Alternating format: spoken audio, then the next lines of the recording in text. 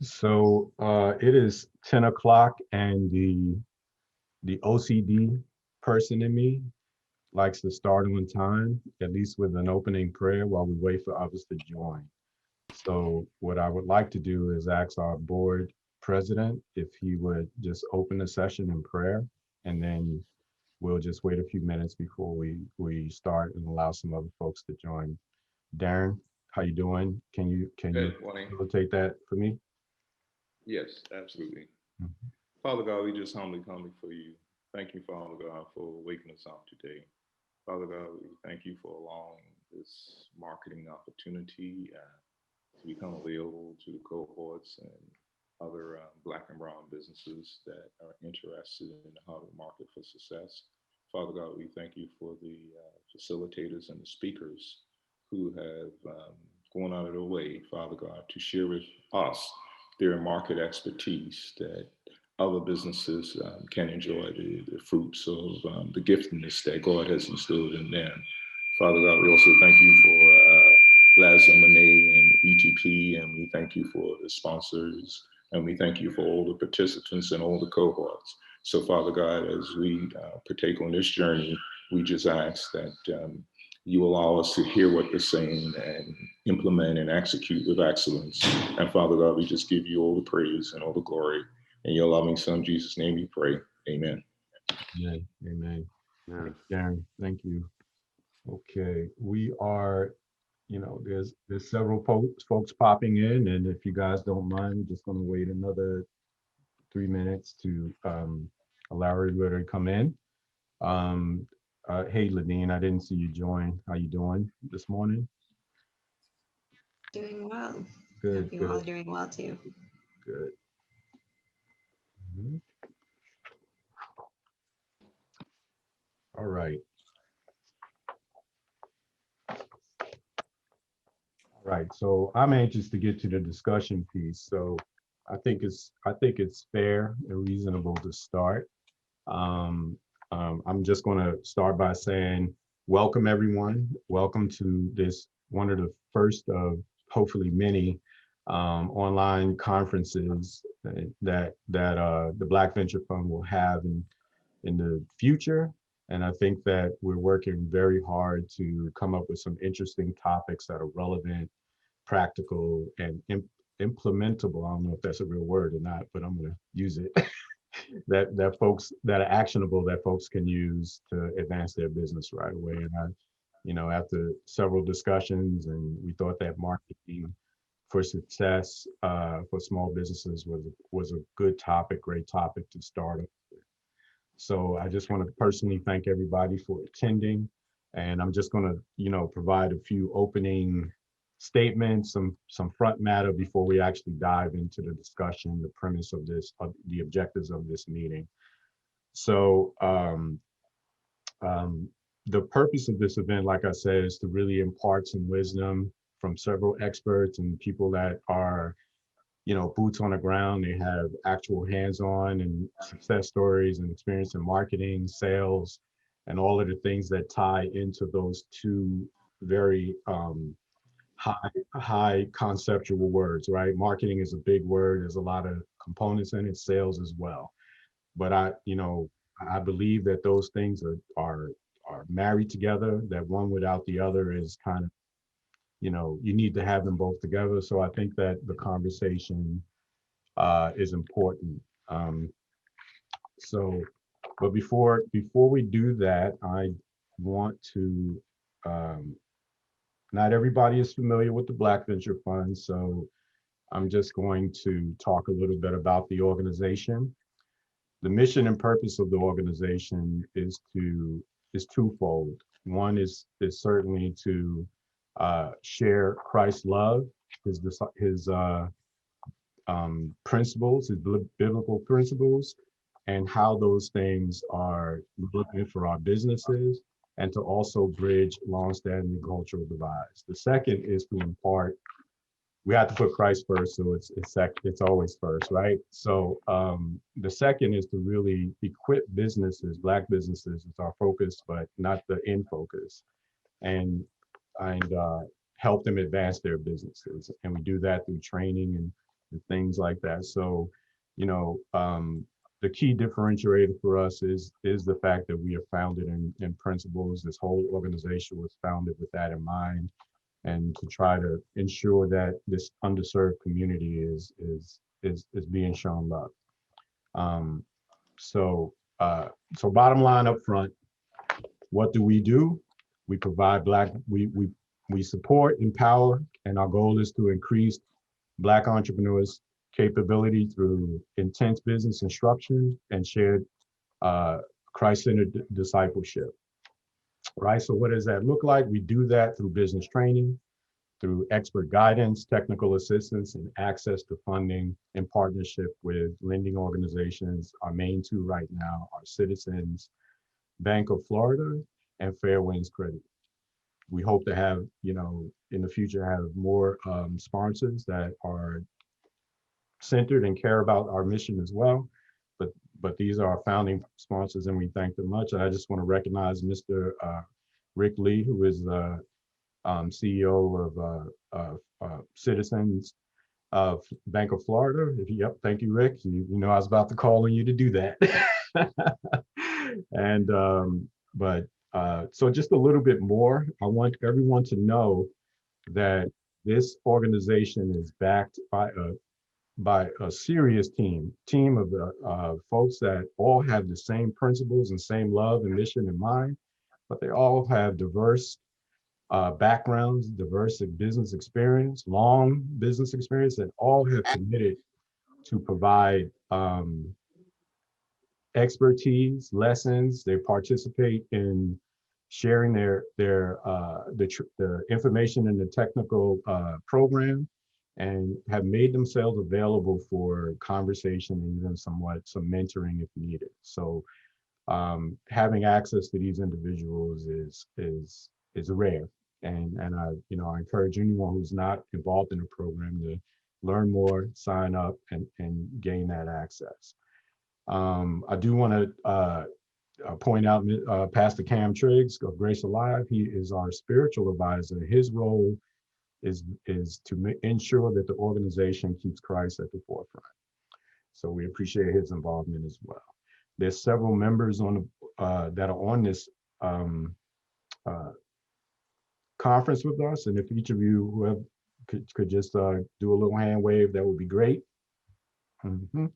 Thank you, thank you, thank you. I encourage everyone to, if you don't want to, that's fine. But having your video on, in my opinion, promotes community and allows us to have somewhat of an interaction and feedback um, to ensure that we're having an impact on yourself. So I'll leave it right there. Thank you. So a little bit about myself. My name is Leslie Gray. If you don't know me, I'm the executive director of the Black Venture Fund, but I'm also the managing uh, director for Executive Thought Partners, and our team is to execute the programs for the Black Venture Fund and respond to the needs of the board. Monet Gray is my one of my managing partners, and she will be tasked with monitoring the chat box and responding to any questions. And while we're on that, we're asking everyone to keep their mics on mute so that we can ensure to hear the panelists without any disruption. And if you have a question, you can either raise your digital hand. Monet is going to ensure that she captures that and make sure that I see you. And you can also place your question in the chat box. And her role is to make sure that I don't miss you and that we get a full-throated conversation between all of the folks on board and the panel, right? So if you haven't already, if you have any questions that you have in your mind, I encourage you to write them down and get ready, because we want to have a full-throated conversation about this important topic. Okay. Um, okay. So I want to introduce the panelists, and so what we have in front of you first is Vita Cornelius, but I'm going to save her for last. And why is because she is had an unavoidable conflict. She should join us at 11. But to ensure that we had good representation, I've asked Ladine Taylor. Ladine, could you just kind of, say hello? She's a graphics designer, fine arts artist, and social media manager. So she has boots on the ground. Next is Mike Felix. Mike is digital sales coach, and I and Ashley. So I'm going to ask, starting with Ashley, if you could just share a little bit about your background, and we'll work backwards. Sure, absolutely. Well, hi, good morning, everyone. My name is Ashley McLaughlin. I am the Vice President of Marketing and Communications for a nonprofit called Youth on Course. It's a golf membership organization for young people, which is really focused on helping to make the game of golf more affordable and accessible for kids of all ages and backgrounds. I've worked in the golf industry for 13 years now. Prior to joining the team at Youth on Course, I spent the majority of my career with the LPGA Tour. Golf is very much my love. I was introduced to the game here in Central Florida through a youth program called the Orlando Minority Youth Golf Association. So some of you guys might be familiar with that, and have been fortunate to really make golf my niche. My mission across my career has been to make golf less, I call it pale, stale, and male. It is the ultimate marketing challenge. Beyond the work that I've done at the LPGA and Youth on Course, I've really focused a lot of my efforts on helping to bring more young people, more women, and more girls to our sport through unique marketing programs. I served a number of years as a national tournament director for the LPGA, but also spent a large portion of my career in digital marketing and brand strategy.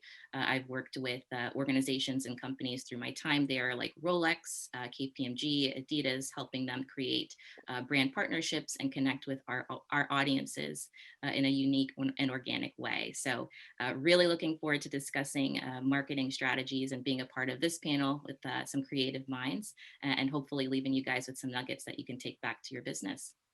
Yeah, thank you, Ashley. Mike, if you can share a little bit about your background and such. All right.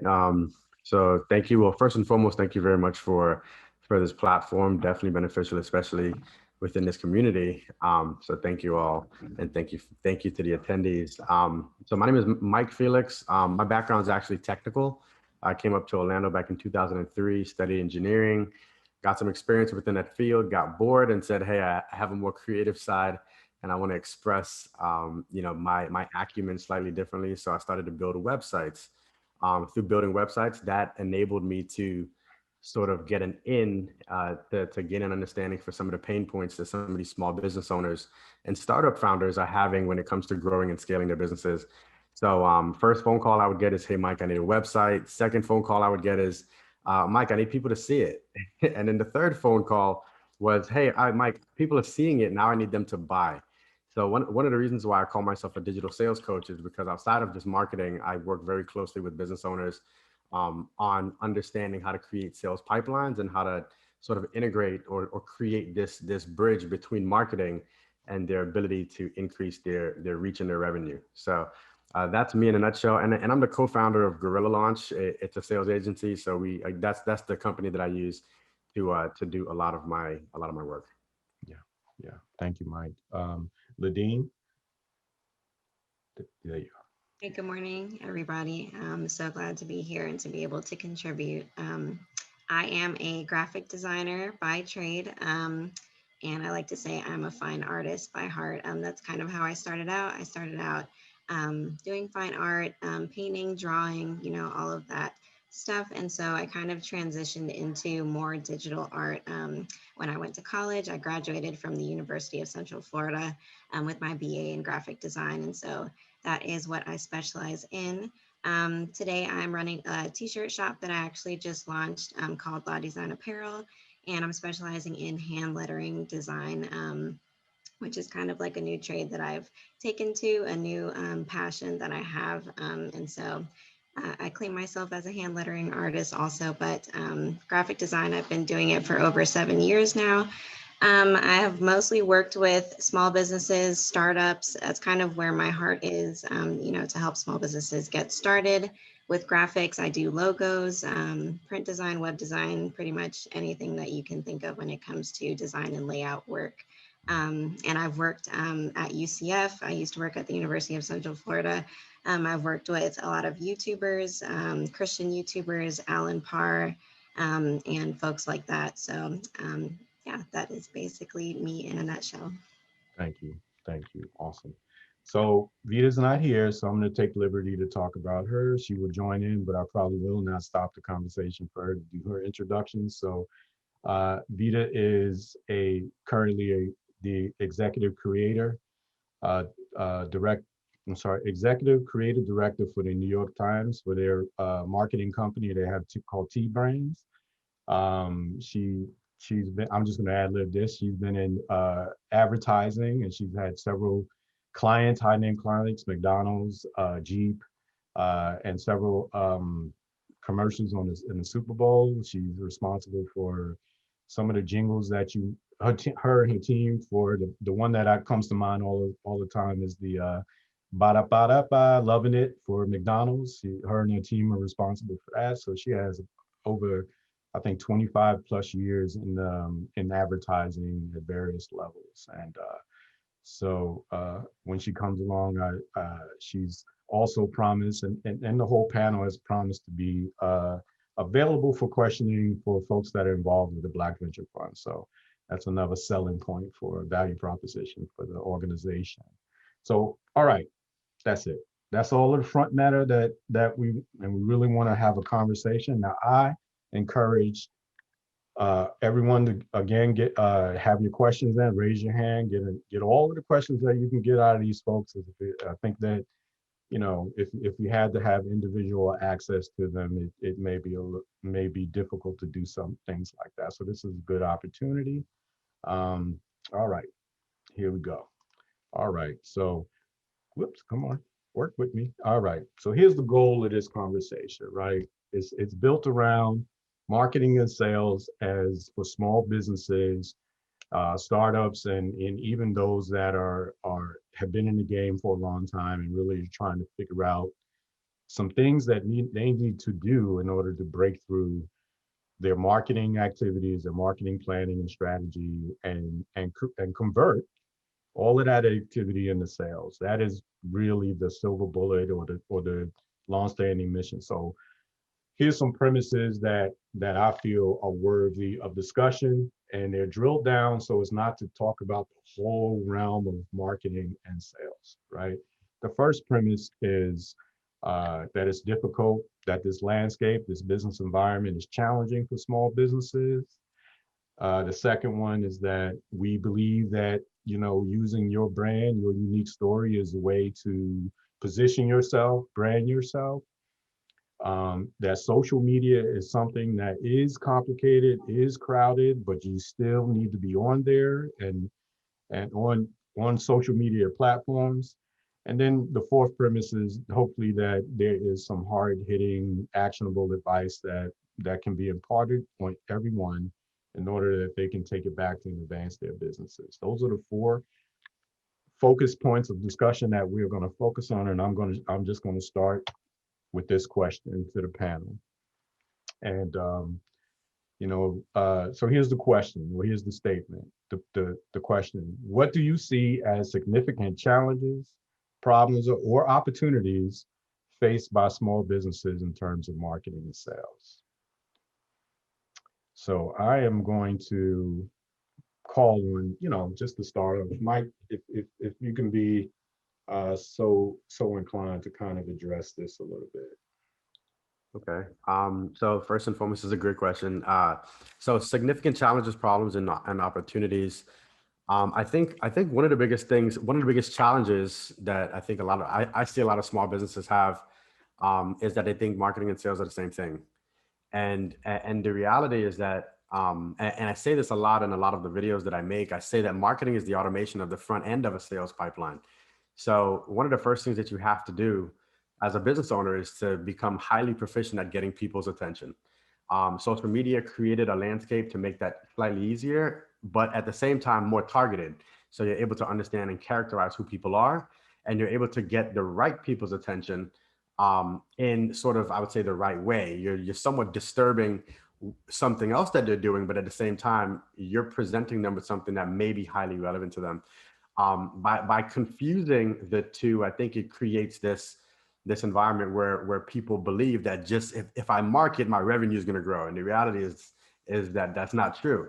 So bridging that gap, I think, is one of the biggest challenges. Opportunities is what I just mentioned. Social media and all of these platforms that are coming out are making it easier for people to be able to create mechanisms to get people attention and get in front of them. In the past, you used to have to knock on doors and make phone calls. And there's a limited amount of time and energy you have to do that. And then you had to outspend your competition. Now you have to outthink your competition. So you just got to get really, really creative with regards to how you execute it and tie it to your ability to close people on that exchange or that sale. So I'll go ahead and chime in. I think that's a really important point and a great answer, that marketing and sales are two different things and require a certain amount of attention to be placed to each of them. I think, low hanging fruit for a lot of business owners is also time, right? Having the time to invest in really thoughtfully crafting and planning out your sales and marketing strategies and tactics, but something that you really have to dedicate time on, right? This is, going beyond just working in your business, but actually working on your business. As it relates to social media marketing, especially if you don't feel like you're an expert in that space, it's really easy to get distracted with all of the new, platforms and new, types of content that you see other organizations or brands putting out there, and feel like you have to race and try to catch up or chase that cherry, so to speak. So I think ensuring that you have clarity on what your actual business goals are, who your core audience is that you want to reach, where they are, how you're going to reach them effectively. And then also taking time to, after you apply a strategy, stop and spend some time actually evaluating how that performs and then modifying from there as well. So it's not, you can't stop at just developing strategy. You also have to continually look and tinker as necessary and pivot as well. Dean, do you have anything to add on this? Yes, I think those are great answers, and definitely things that, as a small business owner, I have seen, faced, and am, trying to overcome. So I think that's great. One of the opportunities that I was thinking about when it comes to this question was, as you both mentioned, with social media, how it has become kind of, a great platform to reach people, especially the people that we want to reach, our audience, our target audiences. Influencers. I think influencers are a great opportunity to be able to get your services or your products out there. I have seen many cases where influencers are used to kind of be able to present your product in a more of a casual but relatable way, so that it is not kind of like, having a sales pitch or promo in your face all the time, but it's, people that people already watch, maybe YouTubers or Instagram, stars, models, things like that. Those people are great opportunities to be able to get your product in front of the specific audience that they already have. And so you don't necessarily have to do all of the legwork and reinvent the wheel when it comes to marketing. Panelists, there's a question from Darren Woods. What percentage of your budget should be allocated to marketing? So if I could kind of chime in on that, and that question was in line with what I was going to sort of piggyback on, is I think a big challenge that a lot of small business owners are having right now is understanding what the cost to acquire opportunity is in business. So social media created this mechanism where people think that they could do something for free to get business, and the reality is nothing is free. If I spend time to create content and send messages, if my time is worth a certain amount per hour, I'm still spending money. Money is merely a medium to acquire some of the things that you want. It gives you a normalized tender to exchange. When it comes to the percentage of a budget that you should allocate towards marketing, I think that depends on, what your margins are and what you're willing to pay for an opportunity. If I were to ask an audience, hey, would you pay $10 to make 100? Most would say yes. Would you pay $30 to make 100? Most would say yes. Would you pay $100 to make 100? Most would say no. Would you pay $200 to make 100? Most would say no. So when it comes to like your budget, I think the challenge, I'm going to go back to the word challenge and how that ties into budgeting. One of the biggest challenges is for business owners is to upfront identify how much it should cost to test and say, hey, what does that formula look like in terms of creating this mechanism to invest time, energy, and money to bring in a certain amount of opportunity? And how does that tie into my sort of long-term strategy of growth? I've worked with business owners that said, hey, I have $100 to put towards advertising. We spent $100 and made 2,000. The next month I asked, what's your budget? They said, I have none. My bank account, the floodgates are open. How much do you want? So the question was never how much can I afford or how much should I allocate? The question was how strong of a correlation do I have between, the money coming in and the opportunities coming out? So in the chat box, I posed the question to the attendees: what do you see as your significant challenge, problem, or opportunity in terms of marketing and sales? Does anyone want to share anything? Now would be a great time, or you can share in the chat box and we'll read it back to you. But I do want to get the audience a chance to, just state some of their particular problems when it comes to marketing and sales.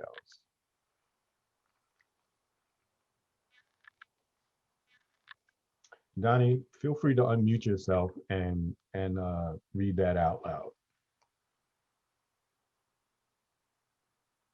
We also have, I'm sorry. go ahead. What if you People don't have raising the their hands. time and wanted to outsource or integrate marketing and sales to create opportunity and growth? What specific options are there? Okay. I'll jump in here. I think there are a ton of options. I think just in terms of finding experts and consulting in the space of marketing, I think really honing in on what your particular challenges and needs are, whether that be, help with SEO, help with Facebook advertising, help with, creating a brand that people resonate with via Instagram. Really defining that well up front will help you better find the expert or professional that will help to, do that work for you. So is that just like a Google search, or is there some sort of recommendation that you can give? I guess local recommendation specifically for us. I know that the Small Business Development Center here in Orlando often works with a number of local experts by the way of, all things financial, marketing, kind of you name it, they might be able to point you in the right direction.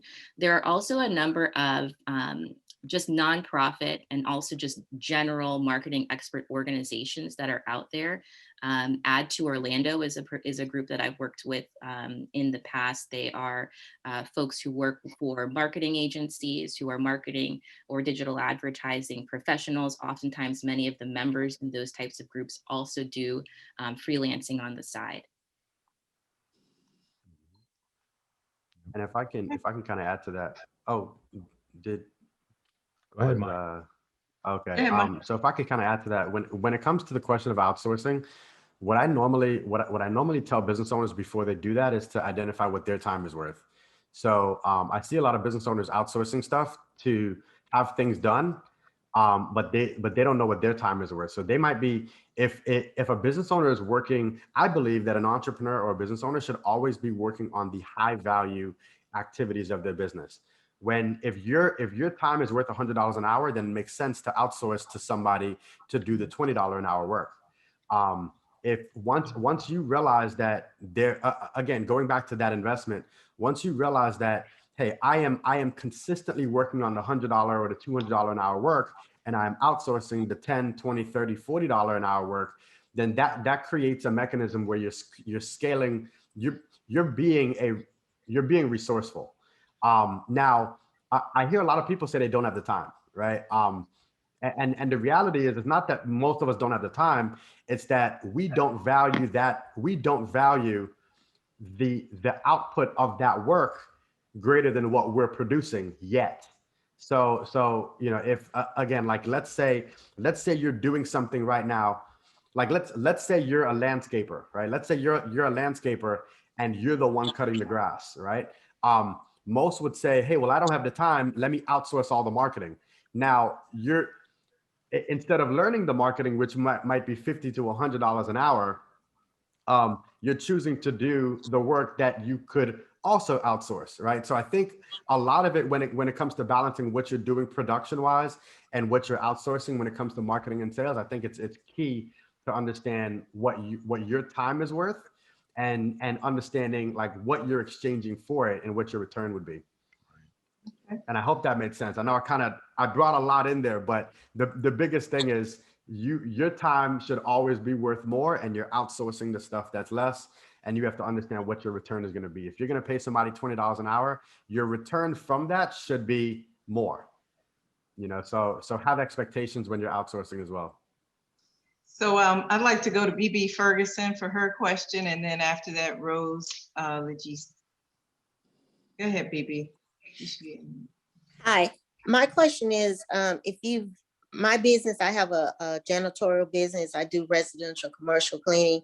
So my business have been word of mouth. And so if you've never done any marketing or sales or anything like that, where do you begin? That's awesome. I think word of mouth is probably the oldest and still the most powerful form of advertising there is today. Ladine mentioned earlier, influencers being a new mechanism for getting the word out about your business, but that's really just a form of word of mouth advertising. I think if there's a place for you to start, BB, it's encouraging those of your current and existing or current or past clients to giving them some information that they could hand out, whether that be a business card, a flyer, maybe talking about the services that you've provided to them on their own social media platforms. For yourself as well, if you don't already have a Facebook page or a website, that would be a simple place to start as well. There's a number of platforms that you can use that make creating your own website super simple, like Wix.com, Squarespace. They have beautiful templates where you don't need a web design background to be able to create something really simply and professionally. So those would be a couple of areas that I would encourage you to start. Thank you. I would also jump in and say that I think it's important to, before reaching out to those platforms, to make sure that and that you're confident who you are as a business, and that may be establishing like a brand style, having a logo and all of those things, having like knowing who you are, knowing what your tone is, what your voice is, what you're trying to say to your audience might make it a little bit easier when you do actually reach out to, those marketing experts, social media marketers, and managers, so that they can easily kind of like understand who you are and be able to communicate that to your audience. And if I can say one last note, that's really good. I one of the reasons why I think that's really important, what Ladine just said, is that it feels really good when you're reaching out to people when your stuff looks good. When you're really confident about your brand and your like the appearance of your brand, it's a different conversation, and people tend to invest more with people who have invested in themselves. So I was going to mention when it comes to knowing where to start, I like to tell a lot of business owners to copy. So find 5 other businesses that's in your industry or in your vertical and look at what they're doing. The successful ones. I don't think we're in the era of inventing wheels. We don't need to invent any wheels anymore. We can literally model success. So find other companies, look at what they're doing on social media, look at their advertisements on Facebook, you're able to literally look at all of the ads that other companies are running, and you can model it. Look at what kind of content they're putting out, and you don't have to put it out that same day. You could say, hey, they did a tip on, hey, these OSHA requirements changed this year, and that may have been a selling proposition for your commercial clients. That's something that you can share next week, next month, but you shouldn't have to go back through and think about that. So if you find 5 companies, jot down like little notes about what type of content they're putting out, what tactics they're using, and just create your own flavor to it. I think that would be a really good place to start, so that you could begin to, see the fruits of some of the mistakes they have made. Because I think the quote is a smart person learns from their own mistakes. A wise person learns from the mistakes of others. Let them. They made the mistakes. Cool. I'm learning now. You found success. You find success through their lessons learned.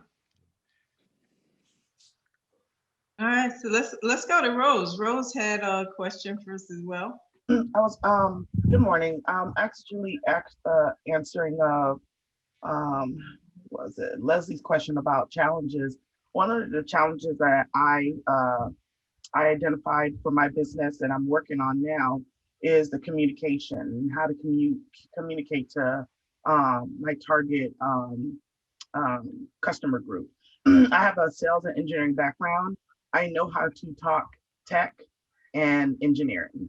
And it was very easy before because my customer base were commercial businesses, government contractors, government themselves, and they typically had a engineer or tech team that I could communicate with. And there's a way that we communicate, and they understand what my service is and the benefits of my service.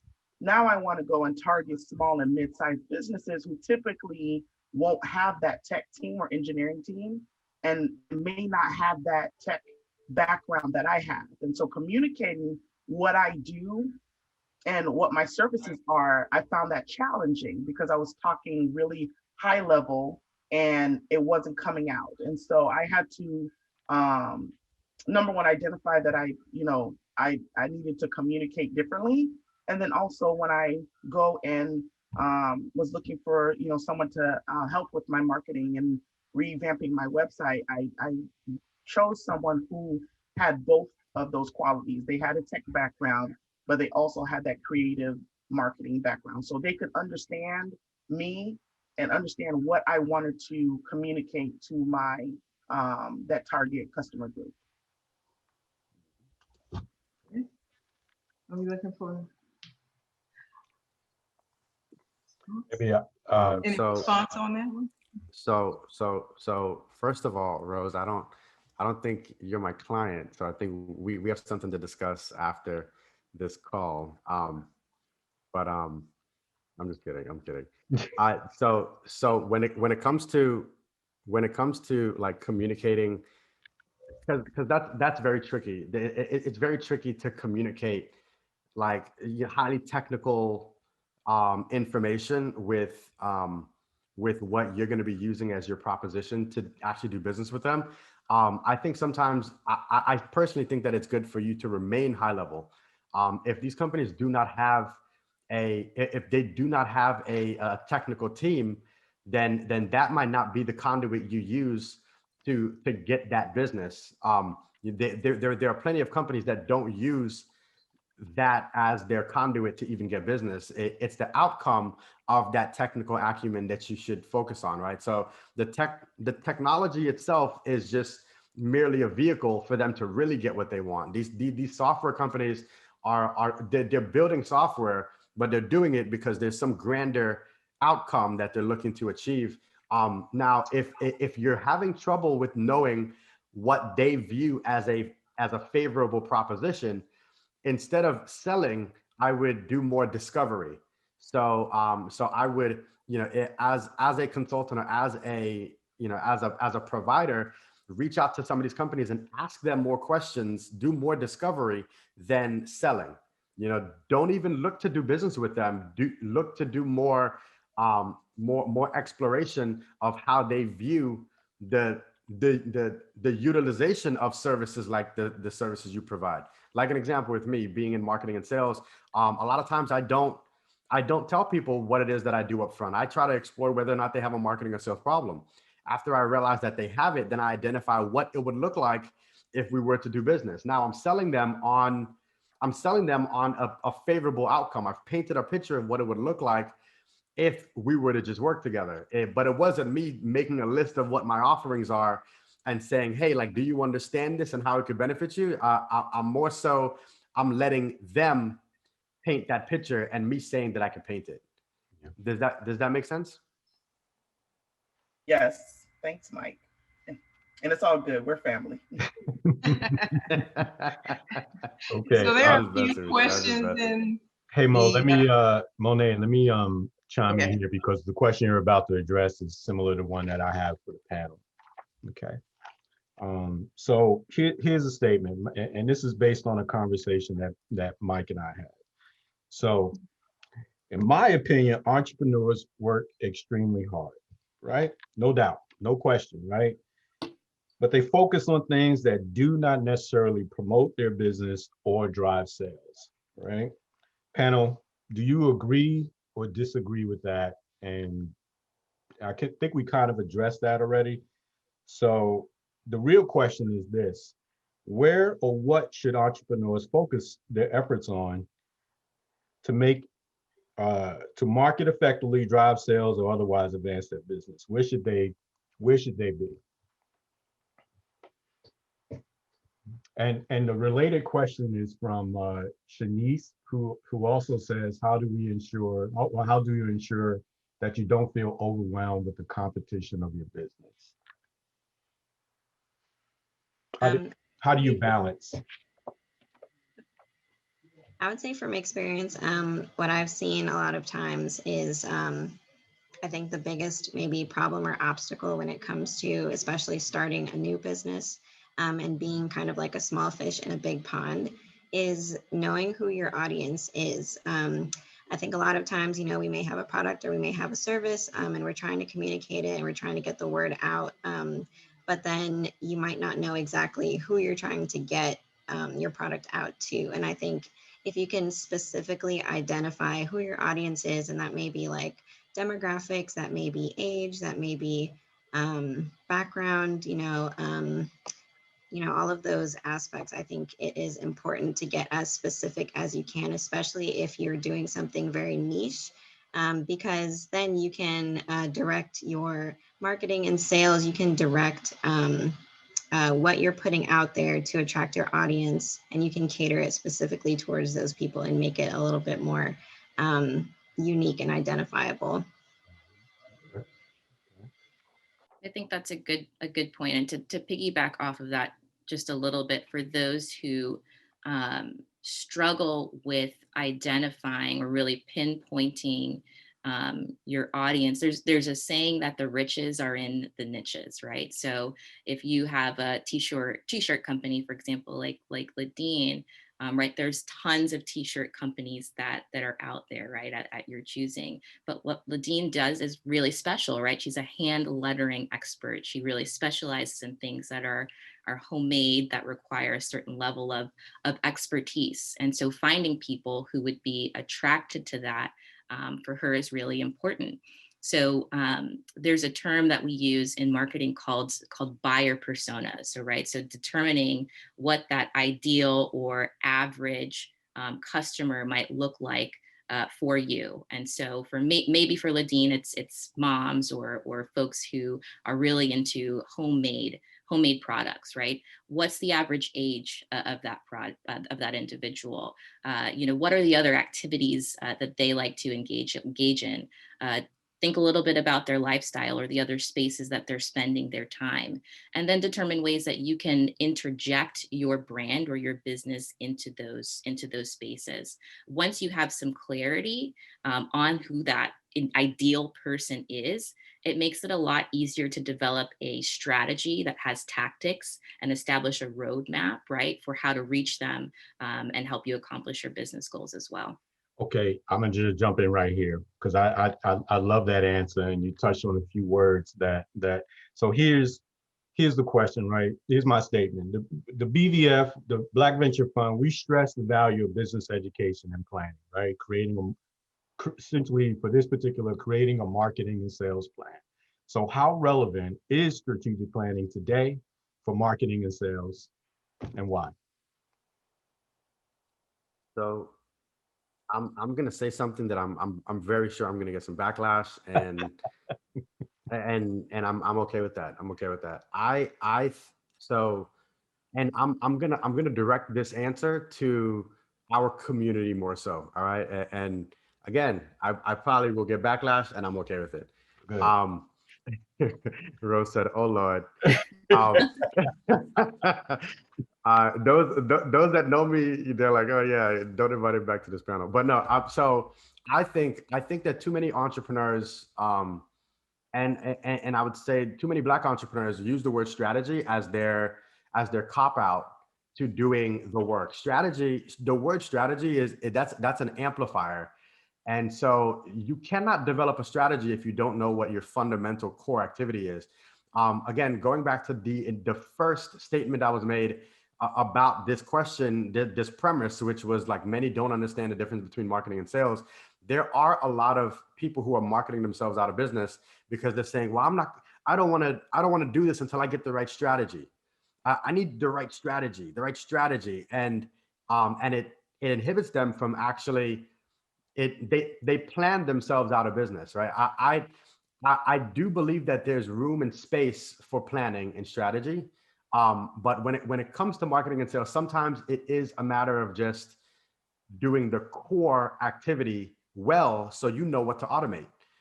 Marketing is the automation of certain key elements of a pipeline, and you have to make sure you're doing the right thing the right way. You can easily do the wrong thing the right way, and you could also do the right thing the wrong way. So strategy wise is when you realize that you're doing the right thing the right way, and you're creating a strategy to do it better. Okay. So that's not as relevant as it used to be? Well, I don't believe so, primarily because it's easier to do certain things. Like an example would be like let's say I wanted to sell insurance, right? In the past, I would need to create some strategy around like, well, what neighborhood should I drive to? Now, it was very costly to do the core activity. Nowadays, it's not. If I wanted to send out 100 messages today, I'll be done before lunchtime. And I would know that activity is going to have a direct correlation with production in my business. I'm going to make money if I get those 100 messages out. I'm seeing a lot of people spending a lot of time on planning and strategy, and they're like, all right, well, how can I automate the ability to get in front of the 100 people? Well, I already beat you because I spoke to them before noon, right? Like I'm seeing a bunch of people trying to figure out how to beat. They're spending months trying to beat the Facebook algorithm. Meanwhile, I'm sending people direct messages, right? So going back to one of the previous questions, which was like kind of like where do you start? You start with people, right? You start with people. Marketing and sales is all about people. The technology helps us, but the technology isn't the marketing. It's not the sales. It's the people. Okay. So Donnie commented and said he what it said, I appreciate that, Mike, and totally agree. Is there any opponents in there? Kimberly, go ahead, Mo. What did she lose? Oh no, she had her hand up. Kimberly, unmute yourself and chime in. Feel free. Sure, thank you so much. Good morning, everyone. So I happen to agree with Mike, and I think that's a very good point.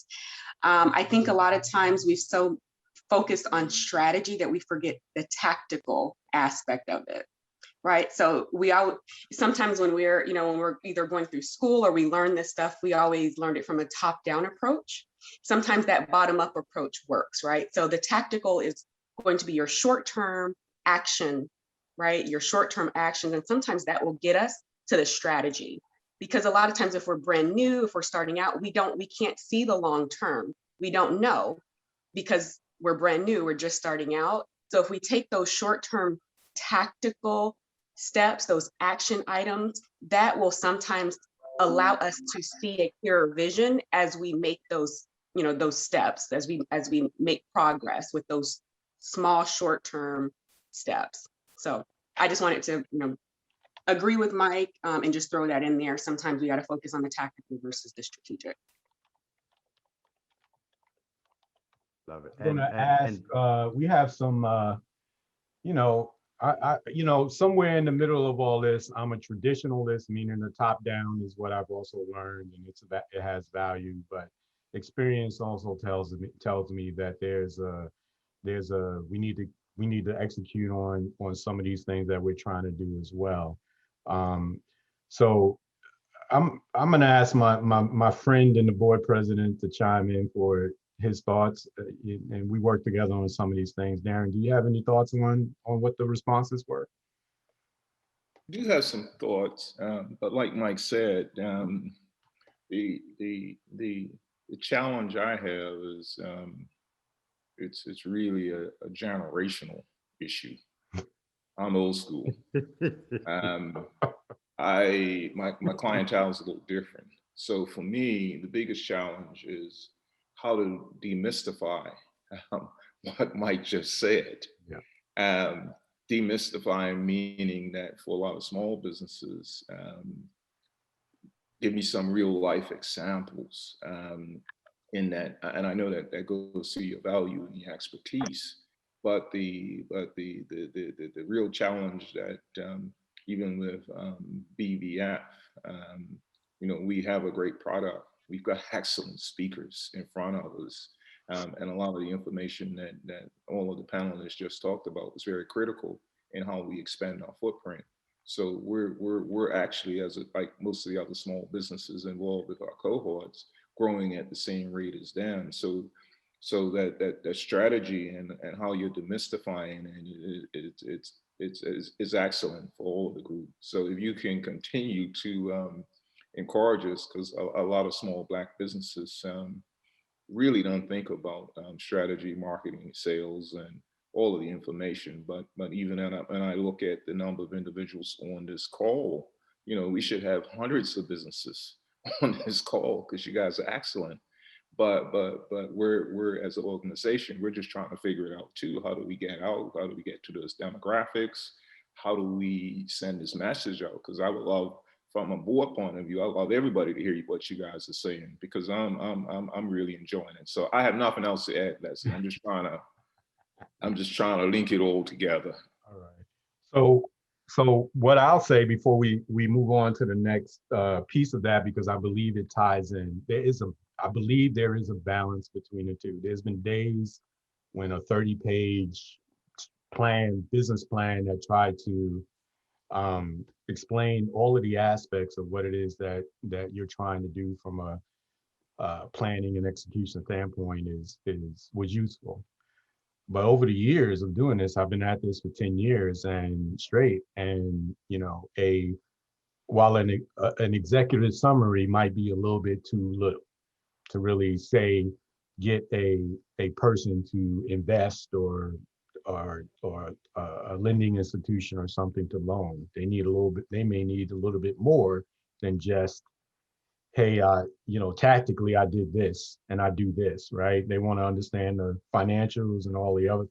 So I've been trying to figure out what is the happy medium. Maybe there's a 6 to 10 page summary that is more about, sales and the impact on cash flow that most lenders are. So while I didn't plan on this, but I'm going to ask you, Rick, as a sponsor and the CEO of a lending institution, hearing what we're talking about, what is your opinion on the value of full-throated business plans versus, say, some hybrid of, a 6 to 10 page plan?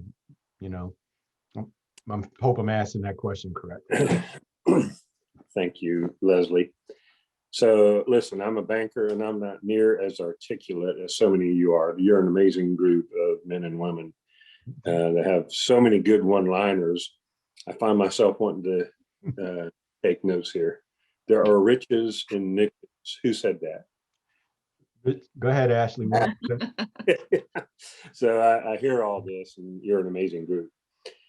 So on this subject, though, I think strategy comes into play more than you even think during your day-to-day operation. There's probably not a day that doesn't go by that our bank is an institution, realizing we're a much bigger institution, but we don't talk about strategy. And if we don't take time to analyze our strengths, our weaknesses, our opportunities, and our threats, we may be missing the boat. So we are very big on strategic planning in our institution. But I think probably every one of you have some goals. And so those strategic plans can be grandiose documents sitting on the shelf, meaning very little unless they get granular into the specifics of how those, how the analysis of your strengths, weaknesses, opportunities, and threats boil down into a working document where I can tell you what kind of production my salespeople have from our strategic planning process, which we do once a year.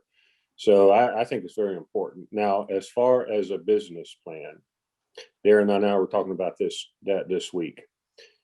You know, I feel like it's more important as a banker to get to know you as an individual. If you're coming to me for financing or a loan, an executive summary is very good.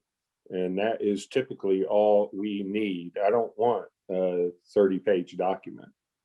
But if I ask you questions as a banker about your business, and I get a queasy feeling that you really hadn't analyzed the business opportunity or the business plan as you should, and it just opens up some questions in our mind is how much have you invested in the planning process to make the business a success? I would say, to answer as directly as I can, Leslie, somewhere in between a full-blown business plan, and I know you've seen full-blown 30-page business plans, and I know you've seen a 2-page summary.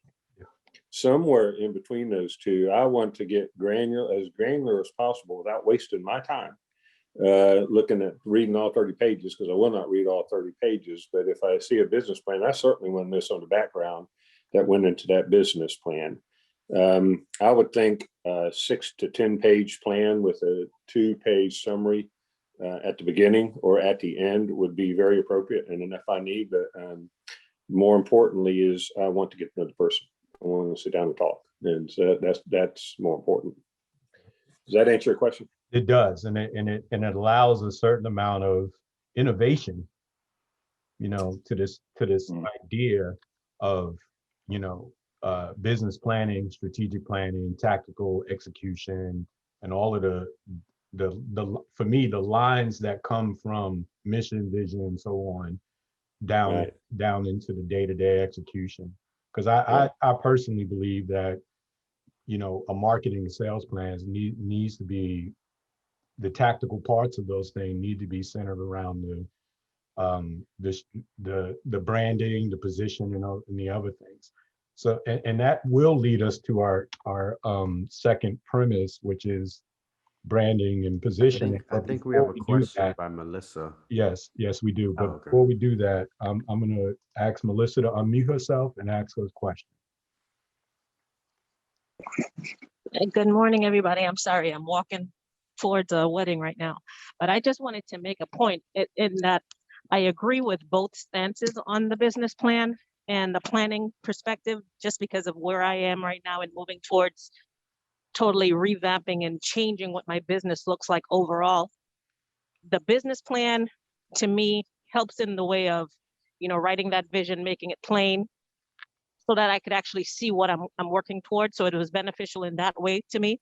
Yeah. And now I'm looking at different places to actually house my business, and they're asking for the plan because they want to make sure that what I'm doing aligns with the overall perspective of what they're doing.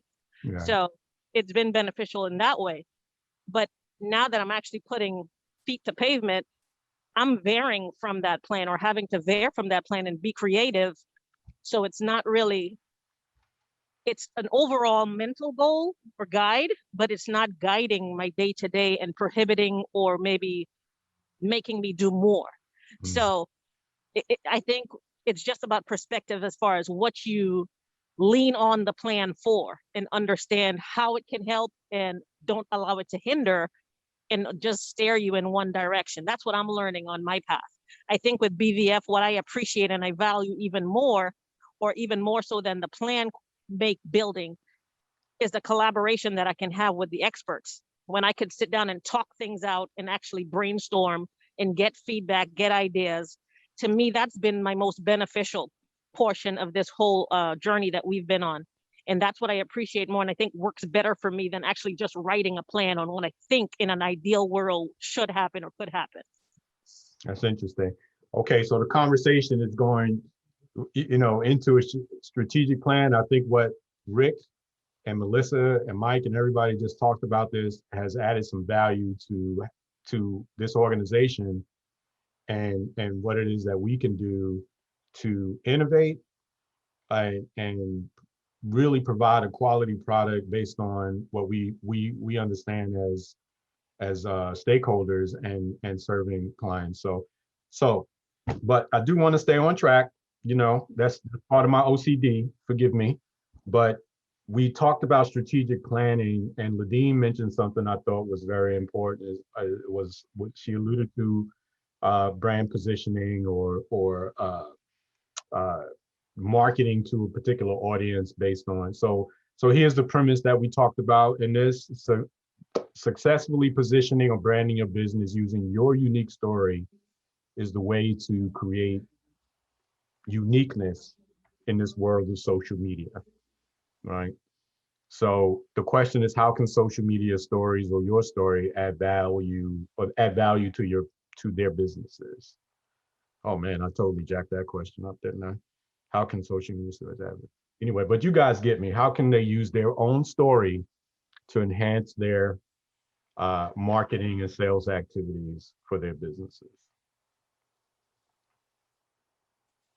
I mean, we could probably, I could probably throw this question out. I could direct that. I see Vita just made it into the room, so maybe Vita can start this one off.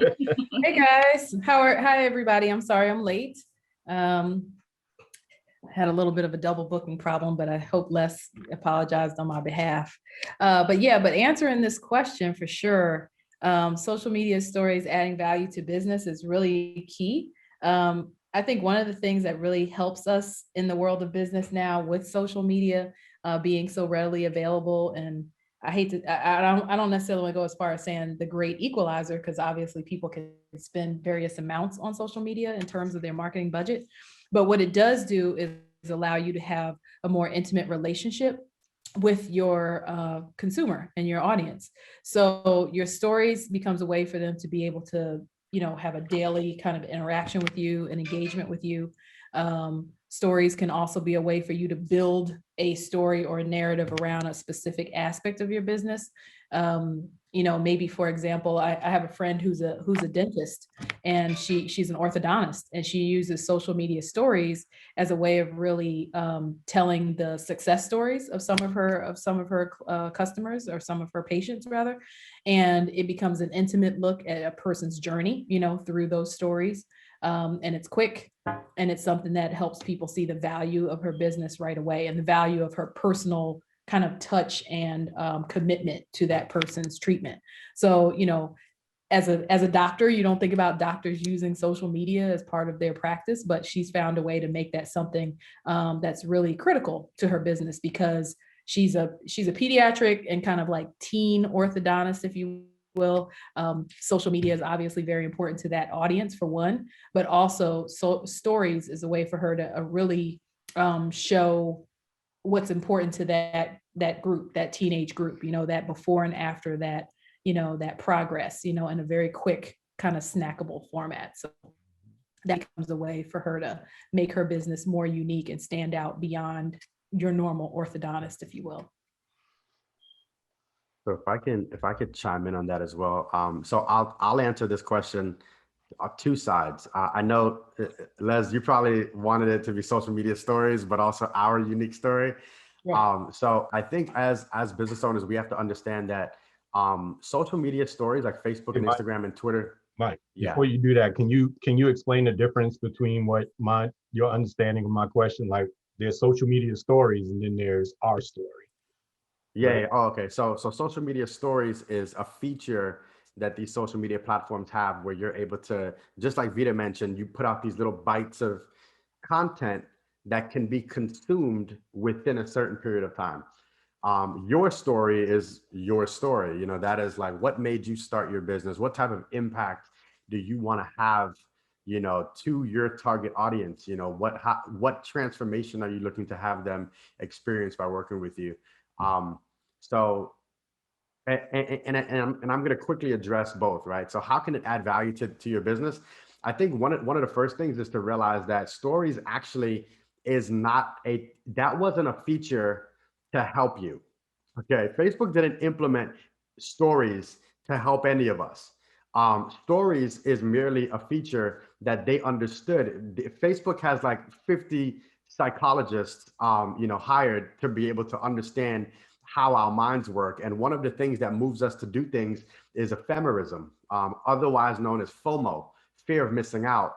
And so when it comes to what is going to move people to open up these apps more often, the ephemerism element of your engagement with an app makes you want to open it again. Like an example, if I know that there's an event happening right down the street, something in my mind, a little bit of dopamine is released when I realize that I see people putting out content that I know won't be there tomorrow.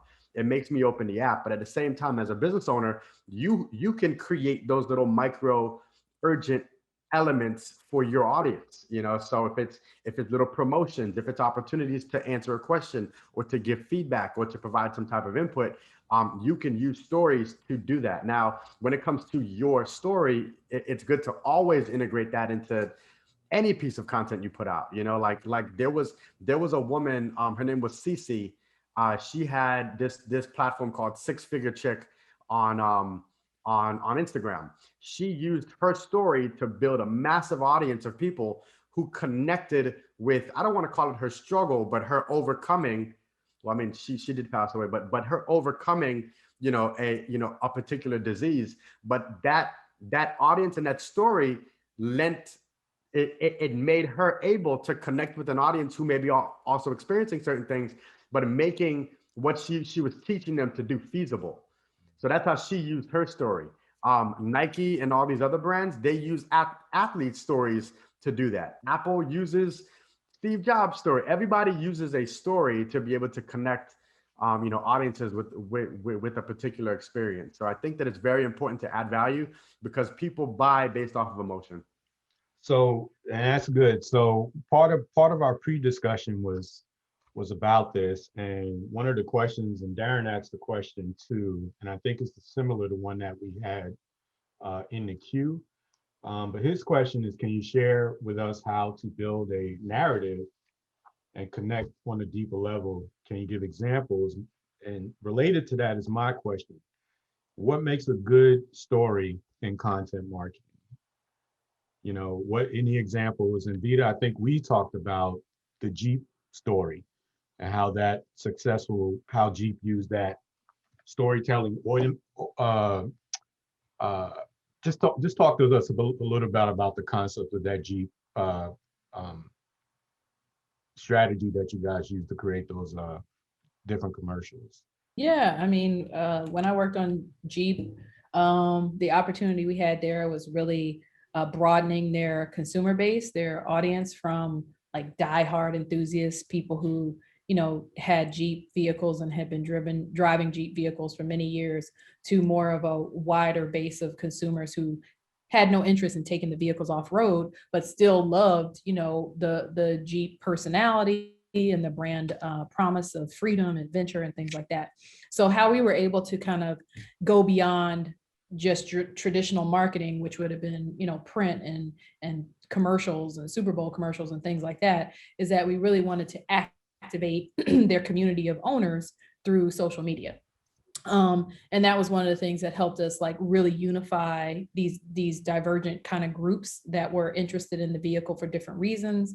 Social media also became a way for us to dial into directly the type of features that they were interested in particular groups, or how they were, kind of connecting to the brand. Maybe some people connected to it because it was stylish. Maybe other people connected to it because it had that kind of like go anywhere, do anything kind of promise, you know? So social media became a really great tool for us to tell a lot of different types of stories as a way of activating different aspects of the brand and the brand promise for the different community of drivers and owners that we had cultivated. Mhm. So that was one way. You know, when I worked at Disney, I'll just give a different example on the Disney side.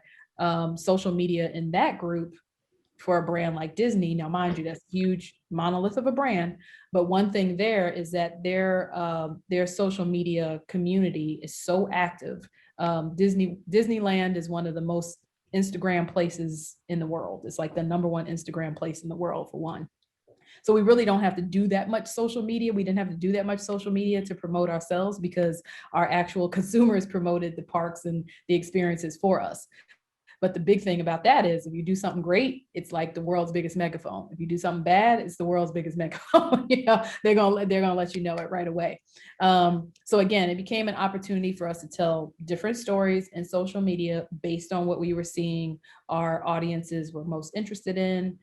We could control the narrative to some degree around, you know, new foods we were launching, new rides we were launching, you know, celebrities that were visiting the park. You know, it became a way for us to really dive into how, you know, we were able to use social media to our benefit to really tell a variety of stories building on the brand. Right. Hope that makes clear. It does. So what I want to say as a way to get this discussion, you know, kind of relevant to the audience, right? Jeep and Disney are way up here. And so we need to drill down some of the elements of what makes a good story. For the audience. So everybody on here, my premise is that everybody on here has a unique story, and because this environment is complicated, because you know it's laced with complexity, we have to use our own unique stories in order to differentiate ourselves and make our message relevant to our target audience. So the question is, what are the elements of a good story? And for me, the emotional connection that I can create, the uniqueness of my own story, my own journey from one end to the other. Anna does this very well with her coaching services, that it's simple, right? It's not like laced with all types of complexity, and that it's shareable, right? Those are the kind of the 4 elements. What I want to talk about is get your perspectives is the uniqueness, right? What elements of your story in terms of uniqueness are there? I mean, the guy, the gentleman, not the Shark Tank guy, the other guy that does the business, he always talks about people, process, and product. You know, he focuses on those 3 things to create, you know, a unique brand or unique selling proposition for his company. So what do you guys think that these entrepreneurs should focus on in terms of uniqueness? Does that make sense? Does that question even make sense? I think I can. So I'll start by saying when I think about brand and messaging and social media posts, you know, I try to approach things by thinking about what is it that I want people to think, know, and feel about my business, my brand, via this post or via this bit of content, via this article. What are the takeaways here? To use maybe a small business example, I'll just use a bakery as an example. I could, as the owner of this bakery, snap a photo of a couple of my guests, you know, with their thumbs up and say, we have great, you know, croissants today. Or I could take that same couple maybe who've maybe come to my bakery, you know, every weekend on a date, maybe they've been married for a long time, snap a photo of them and say, you know, this is Tom and Sally. They come to my bakery every Saturday. They've had this as a routine for the past 15 years. They love eating these croissants because Sally's grandmother used to make these and it reminds her of home. So that's kind of a differentiator between just throwing something out there, right? Just kind of telling somebody something versus showing them via a story, right? It allows people to make some inferences about my business, word of mouth, right? Where I have customers kind of providing proof that this is a great place that you can stop by. You can make this a date day. We have, a warm atmosphere where you can sit and spend some time. You can have engaging conversation, and our product is great as well. So to me, that's a good example of how to tell a story in a way that's engaging, that doesn't take a lot from me as a business owner outside of maybe just having a conversation with a couple and asking if they mind if I share their story online. If I I can, think that's a good answer, because I think it also answers that deeper level, connect on a deeper level question that Darren had. But Gavita, I jumped in, and No, I was Ladita, jump just in going. anytime, Yeah, no, I was just going to build on what Ashley was saying, because yeah, I feel like to your point, bring the big brands down to what smaller brands can do, or smaller companies can do. It's like, what is that strategy for the story? So it's like inspire, activate, and transact was what we used to use. And so what Ashley just described to me is the inspire part, right? I'm inspiring you to come and visit my business because I'm telling you a story that really does make my product have personal meaning, beyond just biting into it and it tasting good for these people who have come here and they celebrate their anniversary here, or it conjures up memories of their own childhood. That makes my business more personal. And for me reading that, as a viewer or a consumer of the content, I feel like, wow, that place must be special. It must be special because these people want to go there all the time. Oh my gosh, they must taste so good that it makes them think of their grandmother. There's like a lot in that story there, right? So that inspiration is enough to help someone see what is the next step for me, right? So then if I'm the business owner and I want to continue this, the next activation is like, okay, now you come for a chocolate croissant. And maybe I'm going to do chocolate croissants as my Saturday special because I know people like Tom and Mary come in on Saturdays for that, so it becomes an opportunity for you as a business owner to start to move that story along into something, transactional down the funnel, inspire people, activate them, and then transact, get them to come in and buy. So I want to get the audience kind of involved in this piece, right? Because it's important to me, right? I mean, some folks may have a challenge of trying to really pull out some of these elements to even create their own site. They may even look at their own story as not being unique enough to leverage as marketing and sales resources. So does anyone in the audience have any comments or questions or curiosity about this that can help further this conversation for everyone? Now's a good time to, segue to kind of get you guys involved. Anyone want to raise their hand or chime in? Feel free. Something.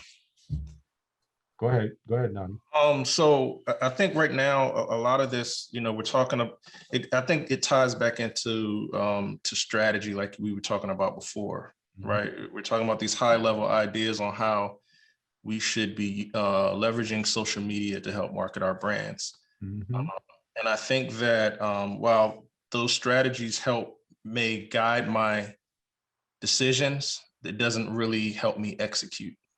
And I think that goes back to what Mike was saying. So if we could talk a little bit about what the execution looks like for something like that, what should we be doing on a daily basis or weekly basis, or from a time perspective, in actually implementing these ideas across whatever platforms that we're using.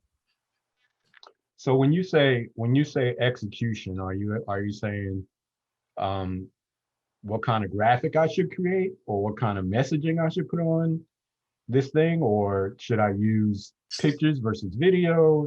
All of that, because it all entails, right? And what if I'm not good at graphics? What if I'm not good at pictures? What if I'm not good at these things? Now we have to maybe bring in a third party, or help, that we may need help in executing these things. So you have the time factor and you have the skill factor in trying to execute a marketing segment of your business.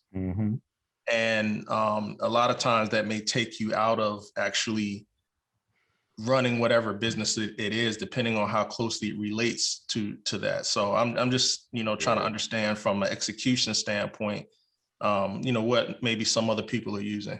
All right. So before you guys answer, before you guys answer, Donnie has actually segued it nicely into premise number 3, right? Say that. Premise number 3, it says, in my mind, new and existing businesses, I left out the word businesses, of course, because anyway, need to be on social media platforms, no question. Does everyone agree? Does the majority of us believe that we all need to be on social media?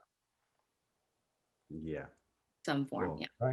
Right? That's okay. So to Donnie's point, it's like it's more like how do I use these platforms, or how do I use traditional or marketing measures, sales measures, and so in particular sales platforms, and how do I even use the platform differently or even the media differently relative to my brand and story? Because you're not asking about that, Donnie, right? I mean, we all understand the concept of using our unique story to Right. as brand, as a way to, stylize or create our message.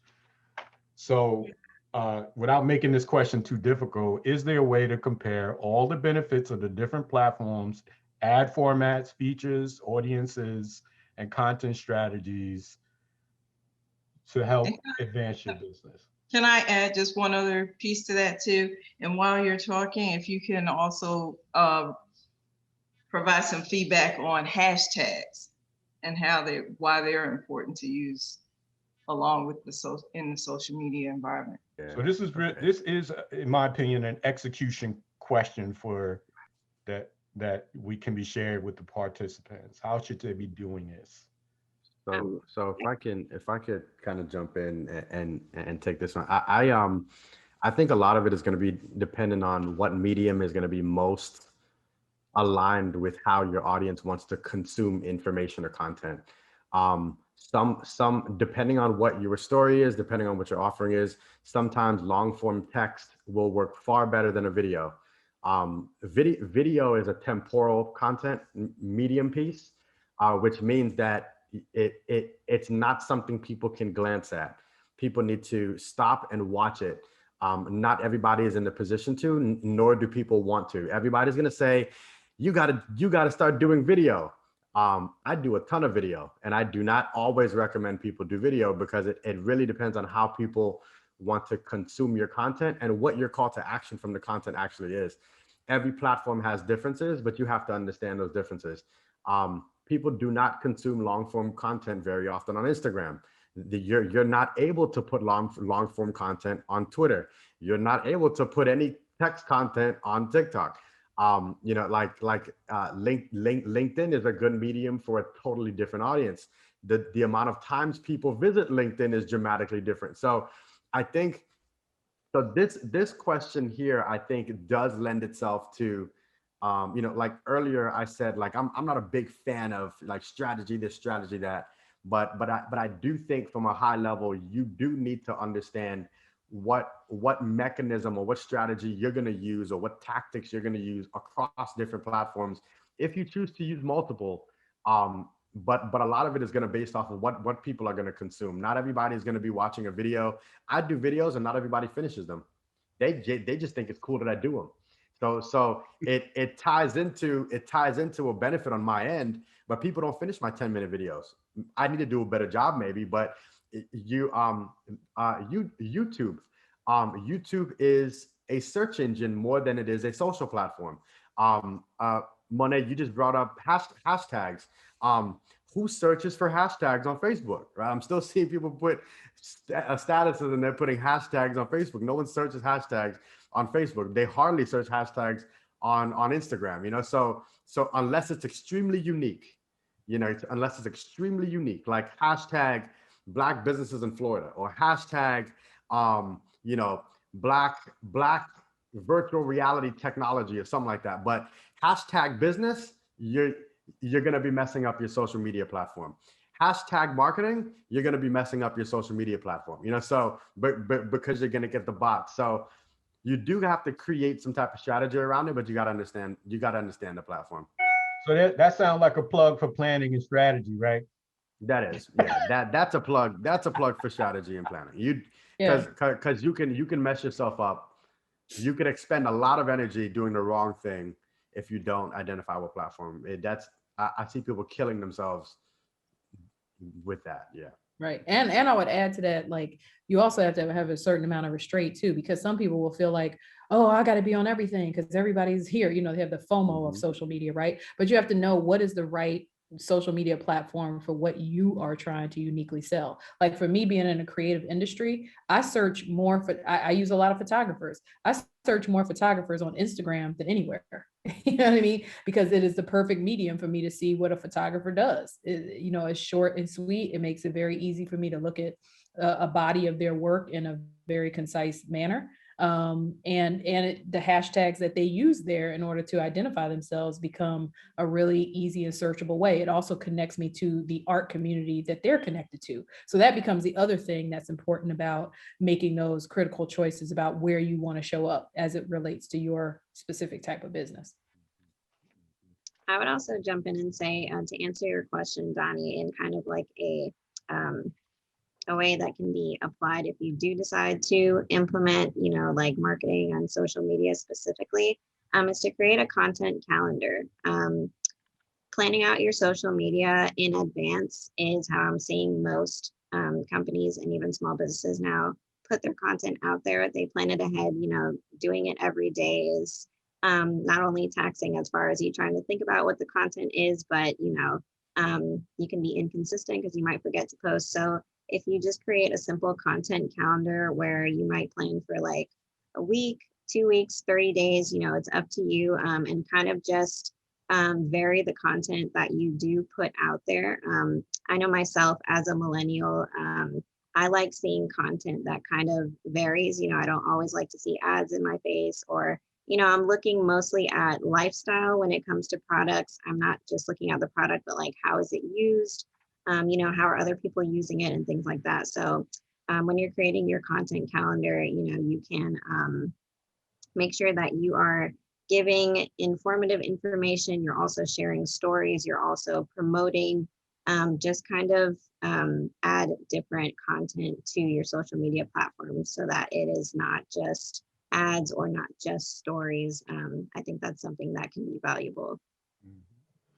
Yeah, and I would definitely add to that to say, like, from a creativity tip, you know, literally a creator standpoint when it comes to the content calendar, something that also is helpful, I've seen work is when you have a strategy for the type of content you're delivering. So say, for example, you determine that Friday is going to be mocktail Fridays, right? And you're going to just share your favorite cocktail, you know, with your followers, how to make it. It could be something that's completely unrelated to something you're trying to sell, but it becomes a moment for you to have a piece of a place in your calendar where you're just connecting with your audience in an interesting way that makes them get a sense of your personality, the personality of your business. They want to be a part of your sanctum, you know, and community. And therefore that little piece of utility becomes a way for you to kind of engage them, you know, on a regular basis. You know, if you start to condition them with the behavior of like, on Fridays, you're going to be showing your favorite cocktail to kick off the weekend, whatever it is. I mean, I'm just making it up.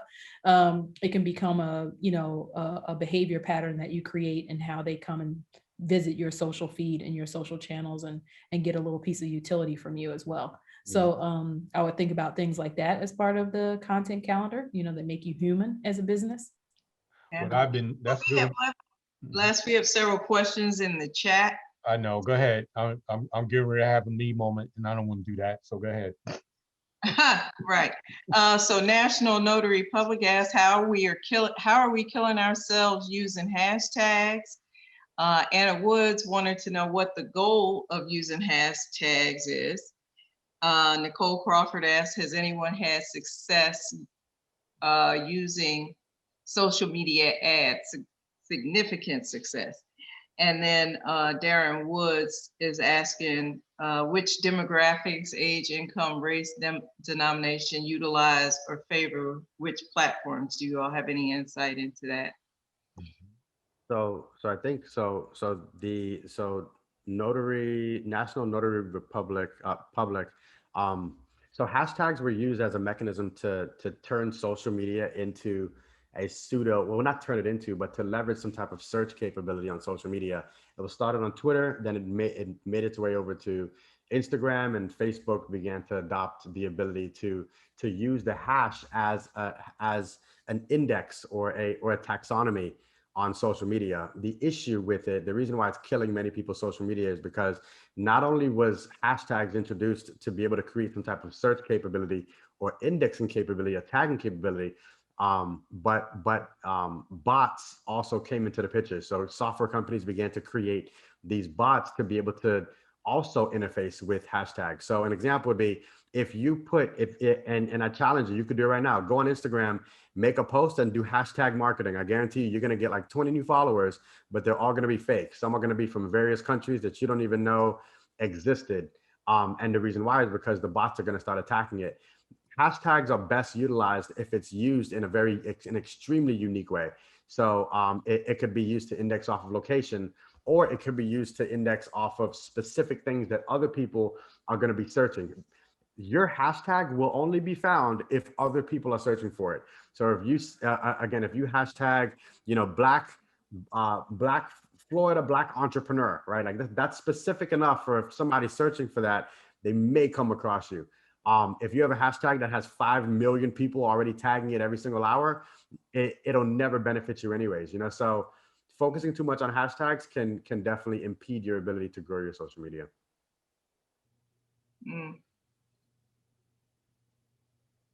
Repeat some of that stuff, Monet, that you Yeah, has anyone had significant success with social media advertising? I don't want to keep talking, but I do have an answer for that. Go I'll let ahead. somebody else go. Let's keep the conversation going, and it's fine, Mike. Go ahead.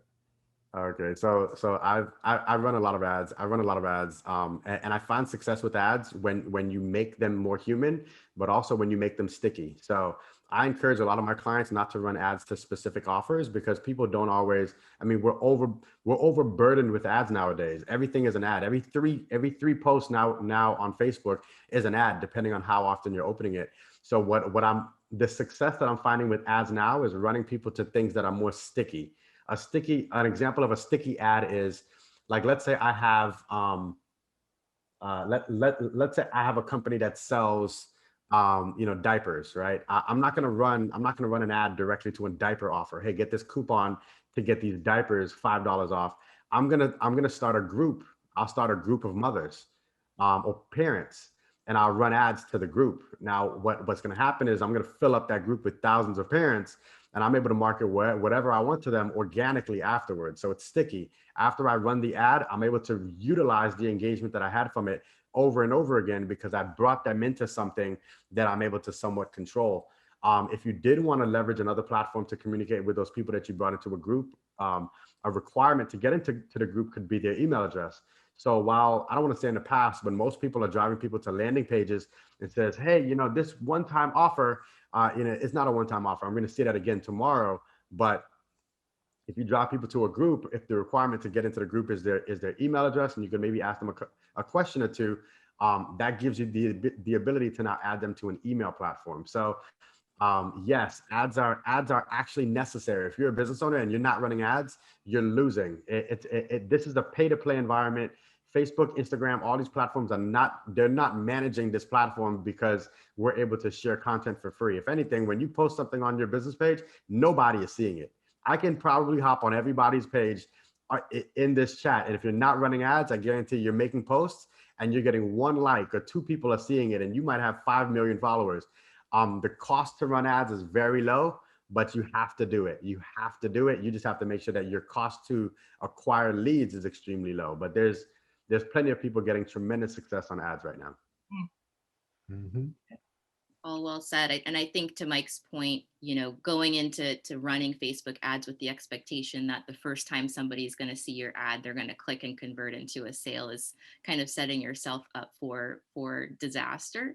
So truly, really focusing on how you can help people as well.